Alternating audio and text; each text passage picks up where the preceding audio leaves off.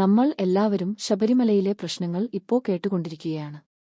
നമ്മൾ കൊണ്ടുപോകുന്ന നെയ്യ് വരെ അടിച്ചുമാറ്റിക്കൊണ്ടു പോകുന്നവരാണ്. ഇപ്പോ സ്വർണവും അടിച്ചുമാറ്റി.